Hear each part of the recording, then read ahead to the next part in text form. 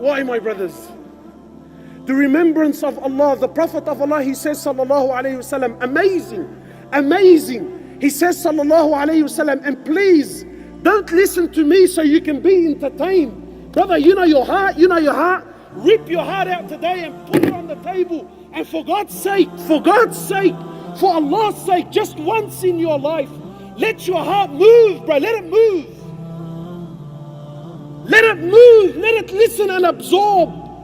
Every inch of your body is crying for Allah. It's crying for His remembrance. And you deprive it every single day. The Prophet of Allah, he says, the difference between the one that remembers Allah and the one that doesn't remember Allah, the difference between the two, he says, is like the living and the dead. The difference between the one that remembers Allah and the one that doesn't remember Allah, he says the difference between the two is the difference between the living and the dead. This is the difference. You know, Khalid bin Walid, one of the greats, one of the absolute mamas of our ummah.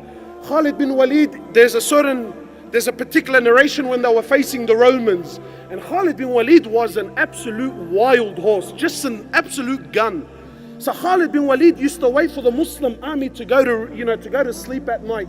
Then on his own, Khalid bin Walid on his own would mount on his horse and go over to the Romans, go over to the enemy on his own to get intel, to suss out the army. What are they doing? What are they planning? So the Muslims used to trip it. They used to say, Khalid, what's wrong with you? You're the Amir, you're going on your own. I mean, at the very least, take some men with you. Maybe something happens to you, you're killed, something happens. Look at the way he thought. He says, didn't you hear the Prophet of Allah say, didn't you hear him say that the difference between the living, he says the difference between the one that remembers Allah and the one that doesn't is like the living and the dead. He said, what can 60,000 dead do to one man that's living?